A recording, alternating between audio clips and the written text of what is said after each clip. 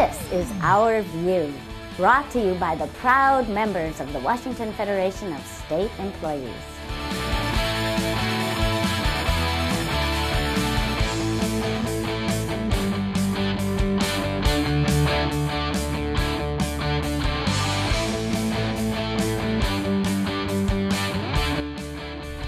At the opening of the recent Washington State Labor Council's annual meeting, Tacoma Mayor Marilyn Strickland reminded the delegates that organized labor will play a major role in our nation's economic recovery.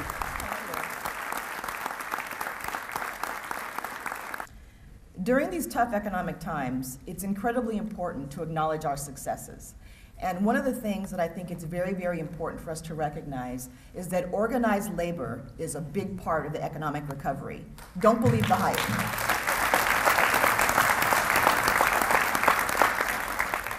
When you hear some of the things said in the media that passes for news, you shake your head sometimes and you say to yourself, how did these messages get out there when people are so removed from the truth? But we know that America is a country that is inclusive, that respects all people, but we are built on people who have worked hard, from the slaves, from the people who were Chinese immigrants, to the people here today. We are a country that is built on hard work, and don't ever forget that. That's incredibly important to all of us.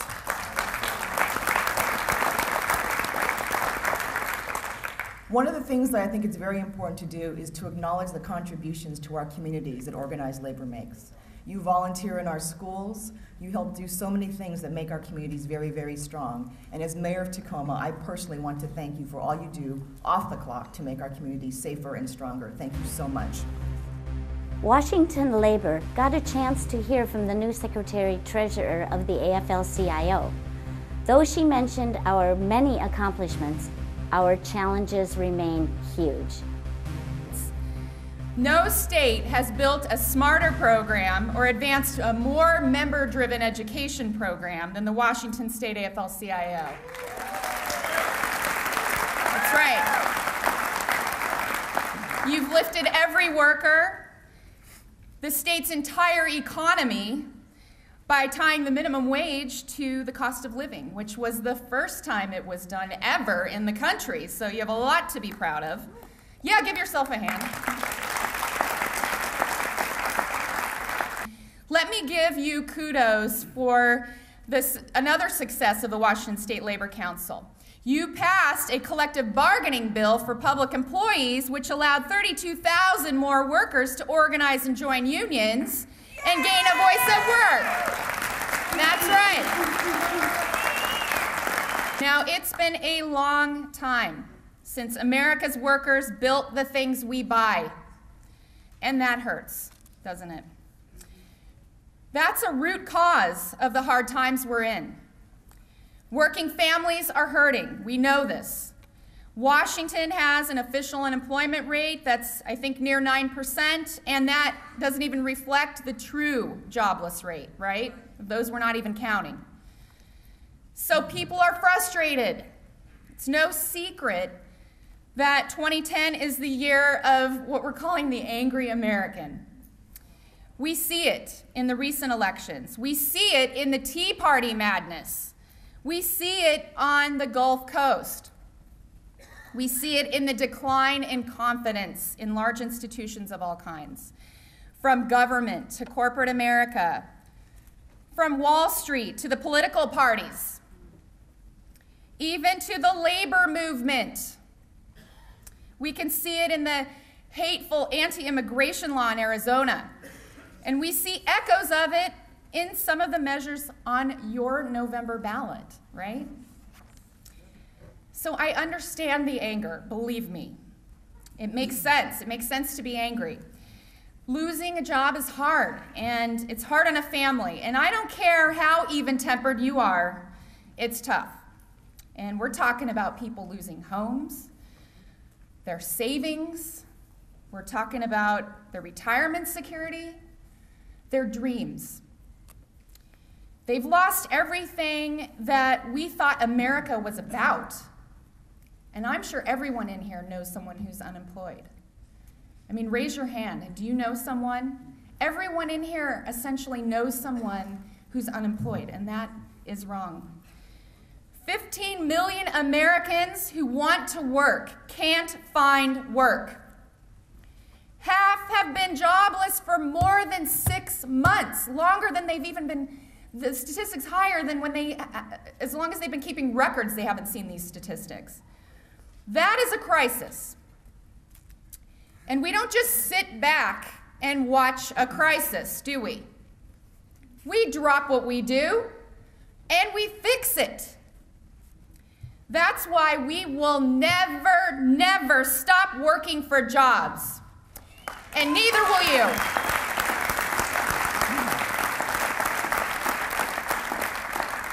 Neither will you. And I see your theme up there. Focus on jobs.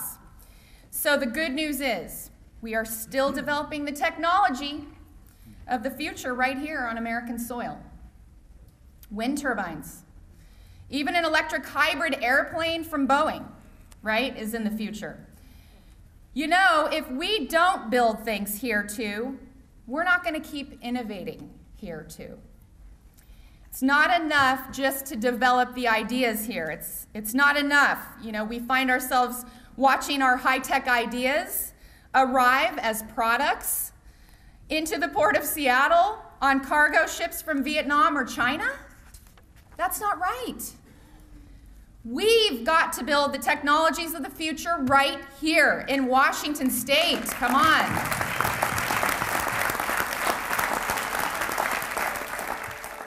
The greening of state government includes the purchase of electric ground service trucks by the General Administration ground staff.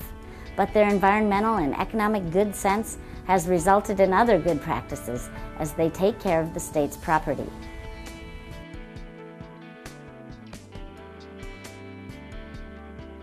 These trucks are very versatile. I mean, we're able to drive on the sidewalks. It's easier to get to the jobs we're working on without using the gas-powered rigs. We have the dump beds on them. They're just an all-around unique rig.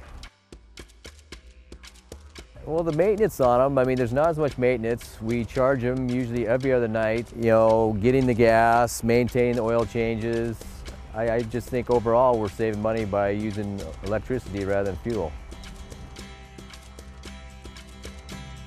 We're able to go anywhere with them. They're a little smaller so we can get in tighter spots. Going down the sidewalks, we have room for people to walk by and us to get by.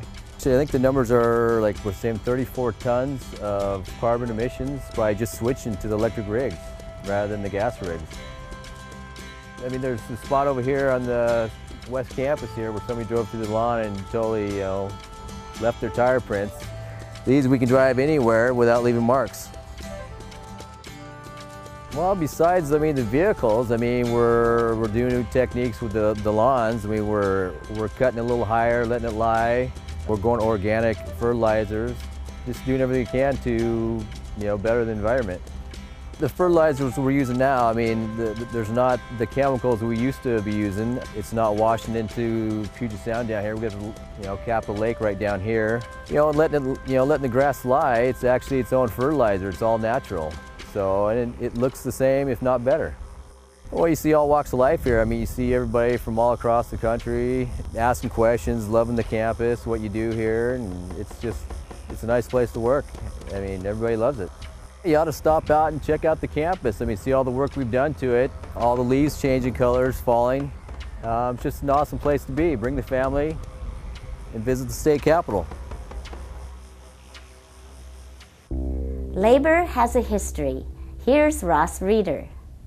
American labor leader Walter Phillip Reuther, 1907 to 1970, pioneered in unionizing the mass production industries. In a movement traditionally preoccupied with bread and butter goals, he dedicated his career to broadening labor's political and social horizons. Walter Reuther was born on September 1, 1907. His father headed the Central Labor Body in Wheeling, West Virginia, and the 5 children spent their evenings debating social problems. Walter left school at the age of 15 to work in a steel mill. 4 years later, he moved to Detroit, resumed his schooling, and worked at night as a tool and die maker in factories. Reuther began preaching unionism before FDR's New Deal put a legal foundation under collective bargaining. The result was Reuther's dismissal from the Ford Company in 1933. On a trip around the world, he worked for over a year in a Soviet auto plant. Returning to Detroit, he helped build the United Automobile Workers, UAW, the union that became the launching pad for his influence in national affairs.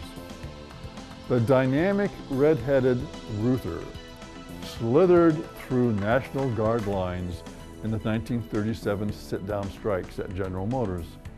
He was beaten by Ford Company guards in a strike. Later that year, even after the UAW was well established, thugs made him a target. In 1938, a shotgun blast fired through a window of his home left his right hand permanently crippled. Later, Brother Victor, the union's education director, lost an eye in an almost identical attack. Under Reuther's leadership, the UAW grew to 1.5 million members. It pushed collective bargaining into innovative fields that provided workers and their families with cradle-to-grave protection and their regular pay. Perhaps the most spectacular success was a 1955 employer-financed program that gave auto workers almost as much take-home pay laid off as when at work. Reuther consistently fought corruption, communism, and racist tendencies within labor. Convinced in 1955 that the American Federation of Labor, the AFL, led by George Meany, had also become a foe of such influences, he renounced the presidency of the Congress of Industrial Organizations, CIO, to accept a secondary role in a merged labor movement. However, disenchanted by what he considered the AFL-CIO's standstill policies, he let his union out again in 1968. Reuther hoped to transform the economy along lines of industrial democracy and social justice. He authored dozens of Reuther plans for the solution of problems ranging from housing and health to disarmament. Yet he found himself increasingly isolated from the general labor movement. He was killed in an airplane crash in Michigan on May 10, 1970. This has been Our View, brought to you by the members of the Washington Federation of State Employees. We remind you, when you accept a paycheck for your hard work, you don't give up your rights. Thank you for watching.